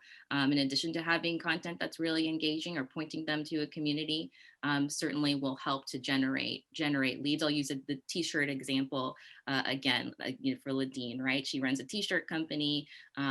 Instead of running just an ad to buy a shirt, perhaps she has a blog article on her website that has, foolproof way to get stains out of your favorite t-shirt, right? So there's gonna be lots of people who have that problem where they spill coffee or something on their shirt. I actually need to know how to get a stain out of my shirt. I'm gonna click on that article. I'm gonna go over to her website. While I'm there, I'm gonna discover her products. I'm gonna learn a little bit more about her, and I'm more likely to get connected to her brand and her products and potentially make a sale after that point. The beauty of me visiting her website is that Ladine's ads could then retarget me, so I can consistently see more of her content down the future or down the road that'll lead me back to her site and eventually help to make a sale. One other thing I'll mention as well, for those who are trying to build or establish an audience or are not quite comfortable yet with running Facebook ads, there are tons of Facebook groups that exist, right? That have really specific interest groups, lifestyle groups, really get comfortable with joining those organizations and not necessarily talking about, what it is that you do straight away, but creating genuine conversations and engaging with folks that are in there, organically promoting your business when it makes sense. And then using those leads, obviously, to help continue to talk about your organization or your business within that group beyond the sale. Right. Mike made a point in part of our conversations was that the intent of social media is to be social. And what are some of can you expand, you remember that conversation, Mike? Yeah. Yeah. Can you expand on that a little bit? What you meant by social Yeah. media being social? Yeah. Well, I mean, so going to the topic of ads, or just posting. I mean, your aim when you run an ad is to get people's attention. So you have to understand. So social media ads very different than search ads. Social media ads are what's known as disruptors. Search ads are it's advertising for intent. So on social media, when someone sees your ad, you're disrupting their day. Like they didn't come on social media to say, "Oh, let me look for someone to give me coffee today." They're not. You're disrupting what they're really looking for. But you got to be a professional disruptor. So when you kind of disrupt people's feed, just like to Ashley's point, you provide value, you drive them to something, and you try to figure out how that endpoint is going to be most favorable to them. But the key is to make that start a conversation. Like an example would be like if I were to run an ad, right now, just to provide some content to people, like valuable content to people. If I were to spend a little bit of money, if I got 15 people to like the ad, and I got 10 people to visit a page that was very, beneficial to them, and there was a call to action, those 15 people that liked the ad, I'm sending them a direct message. So again, I paid to get these people attention, and I want to make the most out of it. Social media is a medium to be social. So 15 people liked it, I'm immediately going to reach out to them and say, "Hey, I noticed that you liked that tip that I put or that resource that I shared on topic A. Would love to share some more information with you, or would love to connect you with A, B, and C, or would love to provide you with some more details on what it is that I do." That's 15 new leads that I created, but that conversation is going to do a couple of things. It's going to increase your social relevance because Facebook is going to see, and Instagram, they're going to see, man, these people are talking with him or her. And it's also going to enable you to have a more genuine and authentic connection with them because they're going to say, man, I'm interfacing with a human, not a bot. And it's a brand that I think I'm going to be able to trust a little bit faster than, the person that doesn't have any human interaction with their audience. Now that's key, and I'm glad you said that, Mike, because it was very important to me and part of our conversation is that the thing for everyone attending, the point of that is not spending time on social media, right? That is intentional, tactical sales and lead generation, right? That is part of your activity for your sales. You're not doing that to be it's a social platform and you're behaving socially, but that is not a social media. I'm not there looking at my family's pictures. So it's not the same as like just scrolling through your feed. It's very intentional, and it's a behavior to drive sales. So that's the connection between the marketing and sales using social media platforms. one thing I wanted to ask you guys is so we have all these different platforms, and I know we touched on using them differently. How would you use, since Facebook and say Instagram are owned by, they're the same company essentially, is there any advice on how to use those two differently as a business? Like, I would say that just from what I've seen, if Instagram is, obviously a more visual platform. And so I think that it benefits to put different content or maybe alter your content a little bit, depending on which platform you're using. So even if you're trying to promote the same thing or deliver the same message on Facebook versus Instagram, I think presenting it differently might benefit, doing something more visual on Instagram so that it is appealing, so that when people are just scrolling, they actually stop to look at it, versus Facebook, where you can maybe be a little more wordy, maybe give a little more information, especially because I think that the older generation is mostly on Facebook versus Instagram. So, people are more inclined to read on Instagram. People are very, very short. They're there for like 3 seconds and then that's it. So I think more of what you're trying to do on Instagram is just to get people's attention. So I think just catering towards who is on each platform and what they're doing on that platform, what they're looking for, and maybe how much time they might spend on your ad or whatever it is that you're trying to run. I think that's something to consider.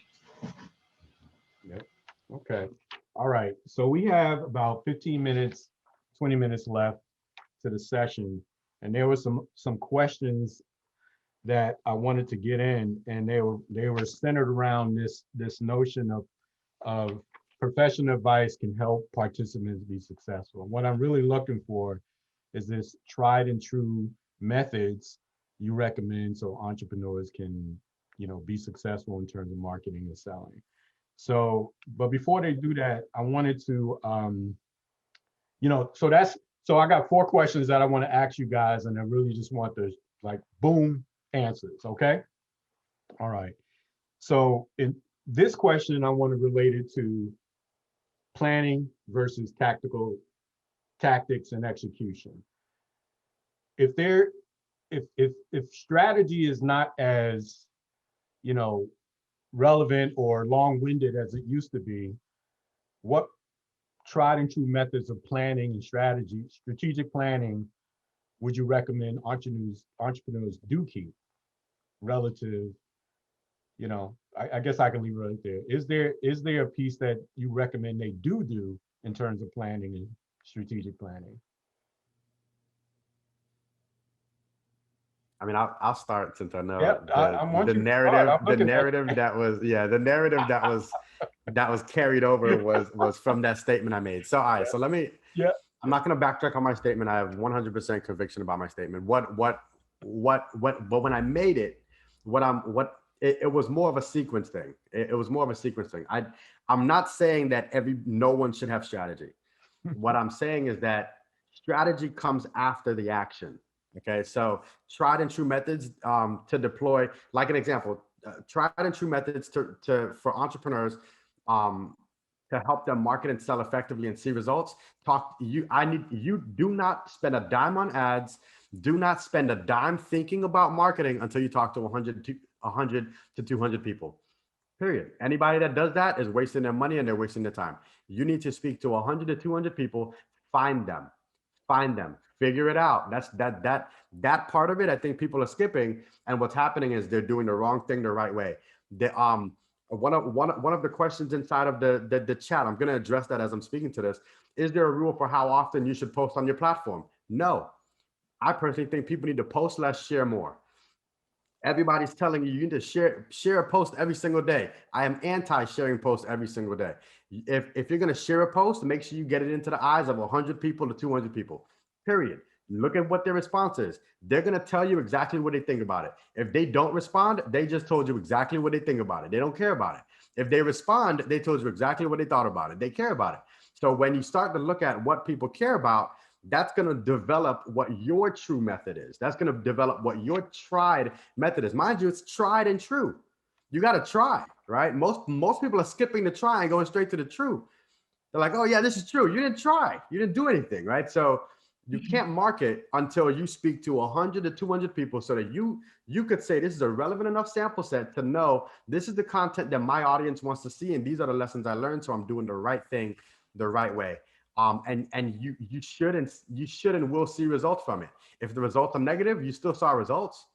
You know, hey, I spoke to 100 people that got no sales. Cool. Don't say the same thing next time, right? Like, or talk to different people. But when you find the methods that do begin to produce results that are favorable, that's when I believe you're going to form your formula to what's going to enable you to really market and sell effectively for your business. Yeah. Not for just any business, for your business. I you know, Mike talked about what comes first and everything, and I don't disagree. What I will say that planning is not necessarily linear any longer. You Right. know, I like would agree. normally we might develop our mission, and time has passed, but I think, you know, there is a iterative process, you know, of tactical back to strategy back to you know, more than say linear. So we need to figure out an innovative way to utilize all of the tried and true disciplines that we've had in this environment that is very complex and difficult. Monet, If I could add one last nugget before, because I know we're wrapping up here, but let your audience plan for you as well. You can let your audience plan for you and create your strategy. If I came up with a mission statement, I'll come up with 4 and ask my audience, which one do you like better? Which one do you think is most fit for what it is that you feel that I do? If I come up with a logo, I'll come up with 5 and throw it out to my audience. Hey, which one do you like better? My brand colors, which one do you like better? Which one do you like? I'll throw that out all the time. I'll let my audience do the work. Yeah. Mm-hmm. Monet? So we had a couple of last questions. Lenora Kelson asked, was there a rule for how often you should post to your platform? I think we kind of covered that throughout some of the questions and conversation and how we can interact with our social media audiences. But if you have additional questions, Lenore, just throw them on in the chat and maybe you can have a conversation with one of our experts afterwards.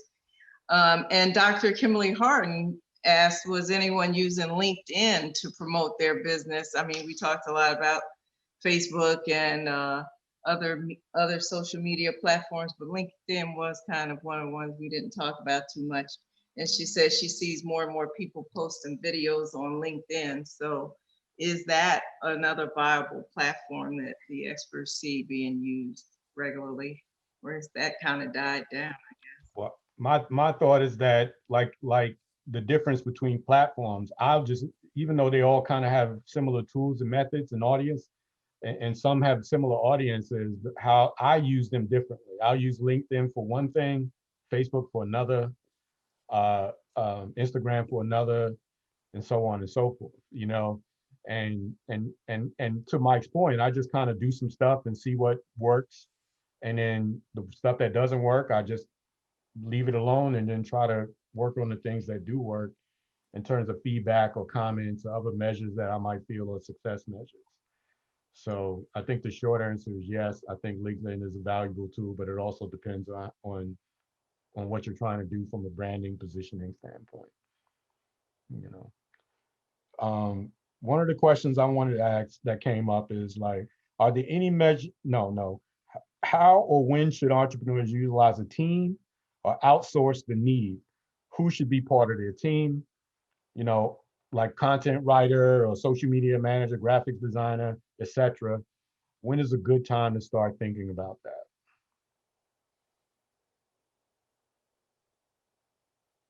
I think certainly at the beginning. So, right, when you're just getting started, it makes sense to have somebody take a look at, if you don't already have a logo or a brand in mind or a website, having someone who's an expert in that space to help you really identify your brand identity is a key time to bring somebody in. I think depending on your business, if there's kind of a seasonality where things start to kind of quiet down just in terms of sales, and you're looking at your business plan overall, that's also a great time to evaluate the performance of your marketing that's happened previously, and then adjust your game plan moving forward. And then certainly if you're coming out with a new product or service offering, taking a step back, looking at, a 30,000-foot view of what your strategy should be, and then getting into the nitty gritty of evaluating tactics that'll help you get there as well, and then experts to help you navigate that. One other tool I didn't mention before when somebody posed a question is there's a website, I think it's Fiverr, where you can find graphic designers, videographers, you kind of name it, folks who are in the marketing and advertising space, whether you need them for just a standalone project or you're looking for some more ongoing help. That's another good resource to look into. And part of the question that I didn't ask was like, how do you do all that without going broke, right? Is also a fact. So Fiverr comes into play if you just need a one-off thing that you don't have time to do. That is a resource that you can use. And I also think that, forming a relationship with graphics designers and folks with resources, and maybe using some bartering or exchange of services maybe can defer the cost.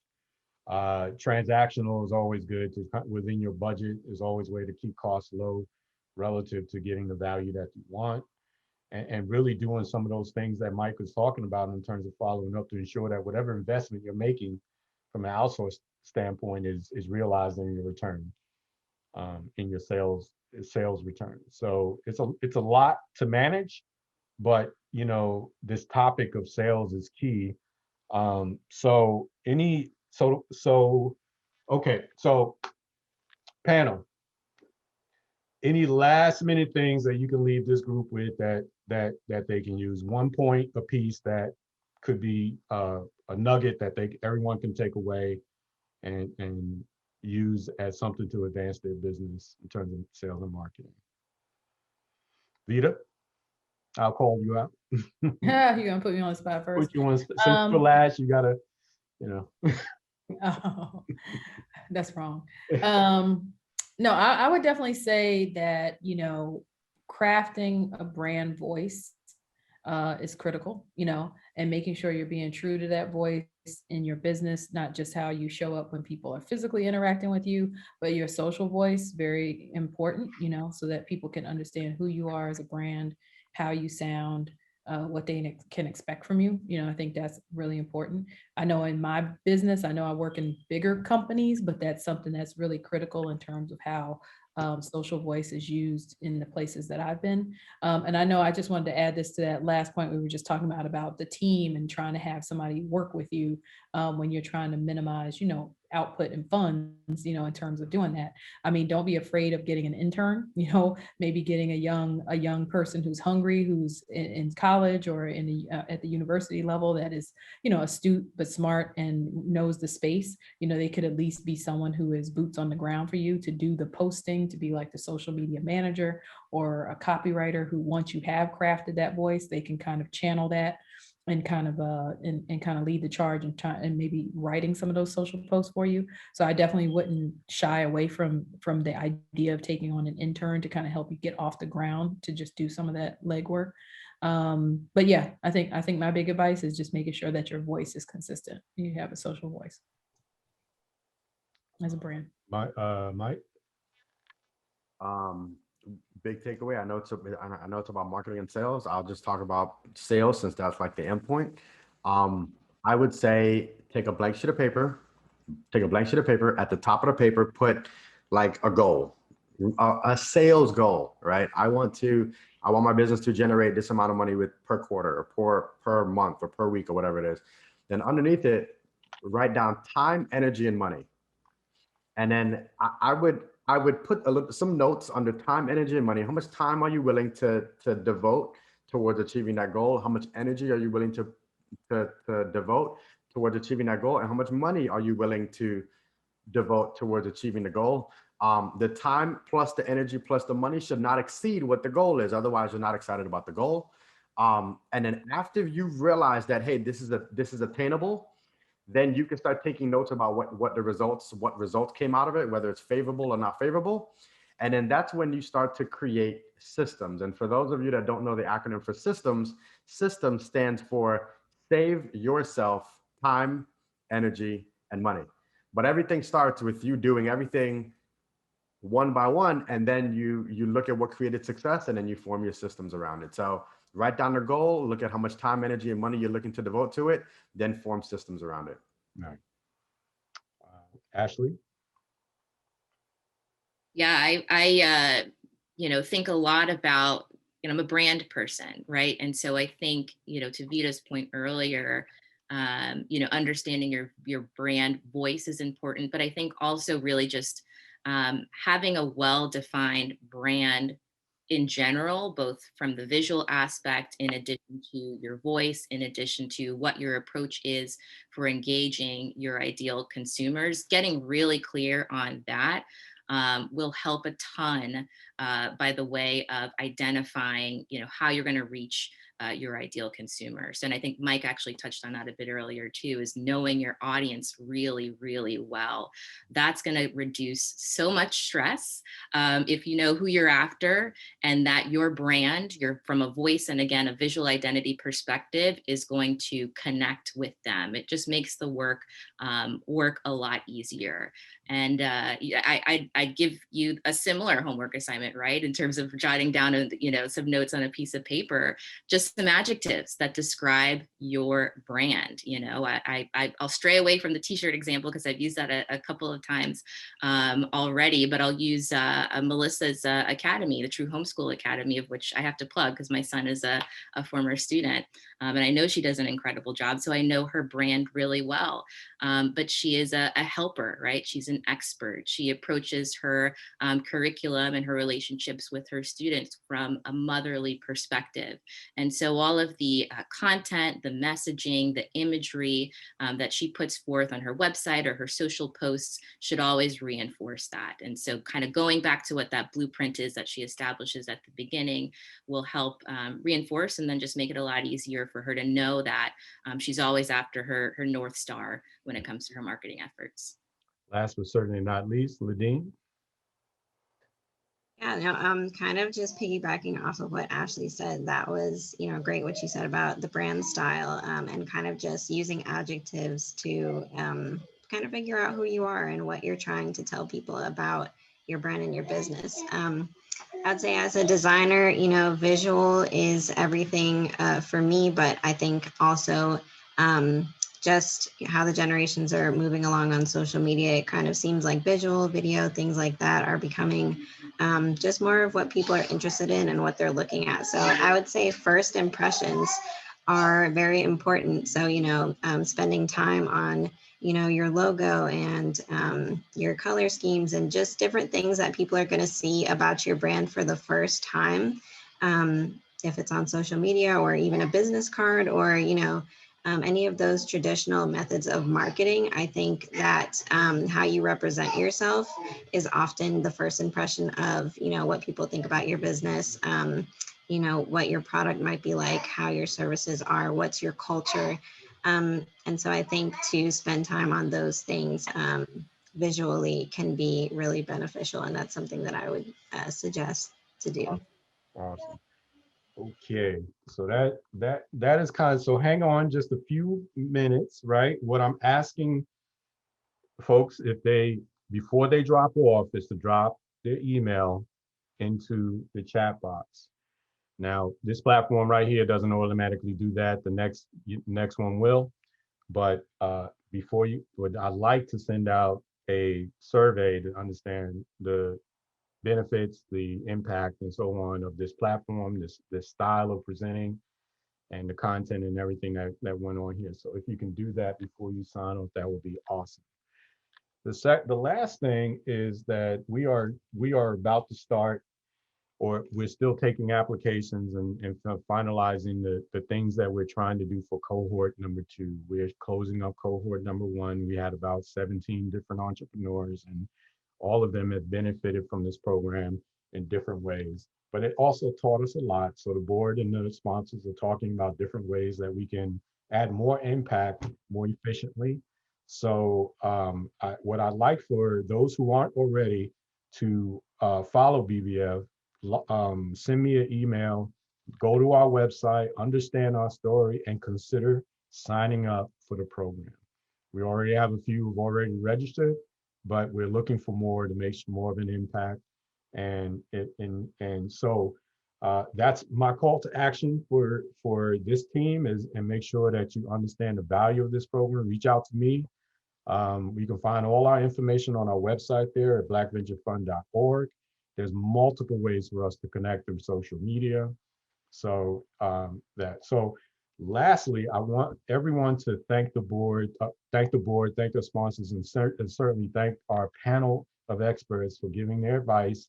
You know, a little visual hand clap is always good, you know, and acknowledge there because it's very beneficial, very, very beneficial, a lot of insight.